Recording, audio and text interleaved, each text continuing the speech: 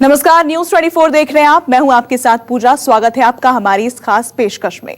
नेपाल में सियासी भूचाल आया हुआ है। प्रधानमंत्री ओली की कुर्सी डोल रही है, लेकिन ओली है कि चीन के प्रेम से बाज नहीं आ रहे हैं। एक तरफ चीन नेपाल के कब्जे के लिए निगाहें गड़ाए हुए है और दूसरी तरफ ओली एक एक कर नेपाल की कई चीजें ड्रैगन को बेच रहे हैं। एक तरह से नेपाल की बोली लगा रहे हैं। पहले रोड, फिर एयरपोर्ट और अब ओली ने यूरेनियम के लिए हिमालय का सौदा चीन से किया है। चीन ने बाकायदा हिमालय में मशीन लगाकर यूरेनियम की खोज भी कर ली है। ओली के इस फैसले से नेपाल की जनता बेहद नाराज है।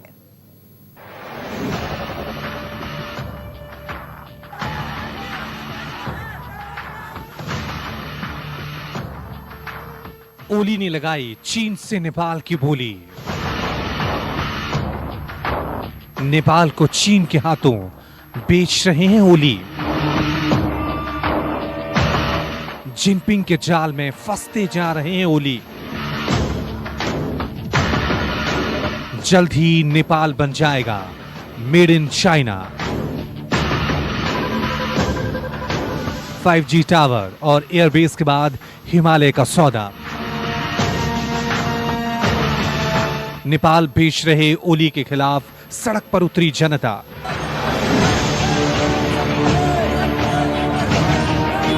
चीन से नेपाल के सौदेबाजी के खिलाफ जनता में आक्रोश।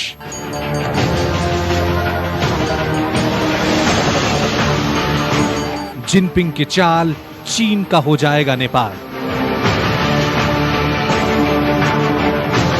वो दिन दूर नहीं जब चीन के हाथों गिरवी हो जाएगा नेपाल, क्योंकि नेपाल के प्रधानमंत्री ओली जिनपिंग के साथ मिलकर नेपाल का सौदा कर रहे हैं।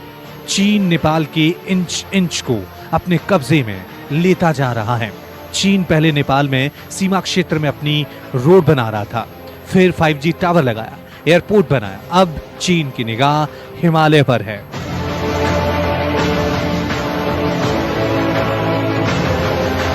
ये है नेपाल जिले के मुस्तांग की पहाड़ियां।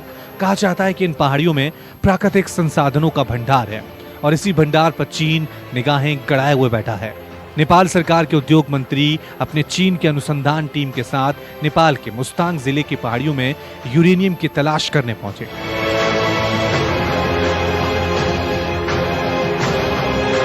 जहां उन्हें यूरेनियम की दो कैटेगरी का पता चला है। पहला U235 और दूसरा U238, जिसमें U238 यूरेनियम एटॉमिक एनर्जी बनाने के काम आता है।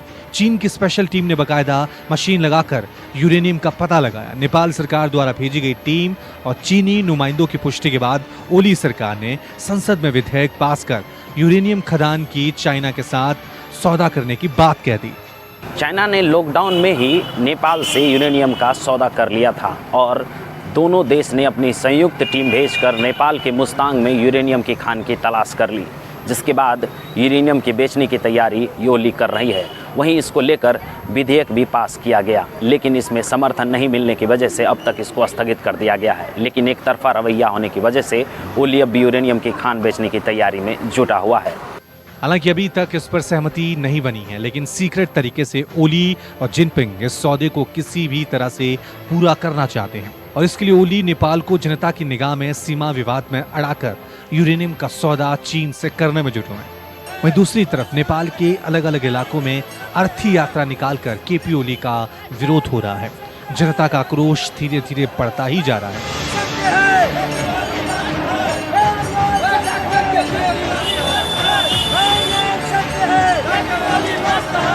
लोगों का कहना है कि ओली चीन के हाथों के कठपुतली बन गए हैं। लोगों का कहना है कि सरकार चीन की चाल समझ नहीं रही है। उधर ओली सरकार के अधिकारी चीन के साथ यूरेनियम निकालने के लिए बेहद उत्सुक दिखाई दे रहे हैं। हामीले चाहिँ लो टु मिडियम ग्रेड भनेर भन्छौँ, जसलाई चाहिँ संसारभरि उत्पादन गरिरहेको अवस्था छ र आगामी वर्षहरूमा हामीले यसलाई डिटेल काम गरिसकेपछि मात्रै यसको चाहिँ के कस्तो अवस्थाको ग्रेड छ भनेर एक्ज्याक्टली भन्न सक्छौँ बल्ल। तर यो प्रारम्भिक अवस्थाले चाहिँ हामीलाई चाहिँ एकदम उत्साहित बनाएको छ। आखिर क्यों चीन की नजर नेपाल के मुस्तांग पहाड़ियों पर है? दरअसल मुस्तांग यूरेनियम और ग्रेनाइट जैसी बहुमूल्य धातुओं से भरा हुआ है। एक रिपोर्ट के मुताबिक पूरे देश में अन्य जगहों से मिले यूरेनियम के मुकाबले यहाँ ज्यादा यूरेनियम है। मुस्तांग पर चीन ठीक वैसे ही नजर रखता है जिस तरह से उसकी नजर लद्दाख की पहाड़ियों पर है। जिसे लेकर वो आए दिन तनाव करता है। आपको बता दें कि यह जगह भारतीय और एशियाई प्लेट के बीच में स्थित है। यहीं पर 50 से 60 मिलियन साल पहले दोनों प्लेटों के बीच टक्कर के बाद हिमालय का निर्माण हुआ था और इसी उभरी हुई चट्टानों में यूरेनियम के भंडार हैं। एउटा एक किसिमको एलिमेन्ट हो जो चाहिँ पृथ्वीको गर्भमा रहेको छ, त्यसलाई युजको रूपमा त्यो चाहिँ पृथ्वीको गर्भमा रहन्छ। विभिन्न फ्याक्ट्रीहरूमा युज हुन्छ, फस्फेट म्यानुफ्याक्चरिङ फ्याक्ट्री भन्छ, अर्को चाहिँ जस्तो न्युक्लियर इलेक्ट्रिसिटी निकाल्ने जुन प्रक्रियाहरू छ त्यसमा युज हुन्छ र कुनै कुनै शक्तिशाली राष्ट्रहरूले निकाल्ने हतियारको रूपमा पनि युज गर्छौँ। त्यसकारण यो एक किसिमको डेन्जरस रूपमै मान्नुपर्छ। मानव शरीरलाई, मानव जातिलाई चाहिँ यसको जुडिसियसली युज भएन भनेदेखि यसले क्षति। जानकार कहते हैं कि मुस्तांग में यूरेनियम निकालने से यहाँ बसे लोगों पर सेहत पर इसका बुरा असर पड़ेगा और इसी चलते लोग इसका भी विरोध कर रहे हैं। लेकिन ओली हैं कि चीन से दोस्ती के चलते अपने ही लोगों की मुश्किलें बढ़ा रहे हैं। यूरेनियम की खान की तलाश करने के लिए चाइना और नेपाल की संयुक्त टीम ने नेपाल के मुस्तांग में यूरेनियम की तलाश कर ली, जिसके बाद यूरेनियम की खान को नेपाल सरकार चाइना को बेचने की तैयारी में जुटी हुई है। लेकिन पूरे नेपाल इसके विरोध में खड़ा हो चुका है, क्योंकि यूरेनियम की तलाश तो सबसे बड़ी चीज़ है ही, साथ ही यूरेनियम निकालने के साथ ही यहाँ के मानव पर भी इसका खासी असर होगा। इसीलिए यहाँ के लोग इसका काफ़ी विरोध कर रहे हैं। आखिर चीन क्यों यूरेनियम के लिए इतना बेकरार है और इसके लिए ओली सरकार चीन के हाथों नेपाल को बेचने पर क्यों उतारू है? दरअसल परमाणु बम के लिए चीन को यूरेनियम की जरूरत है। अमेरिका से चल रही तनातनी के बीच चीनी विशेषज्ञों ने सरकार को परमाणु बमों की संख्या को कई गुना बढ़ाकर 1000 तक करने की सलाह दी है।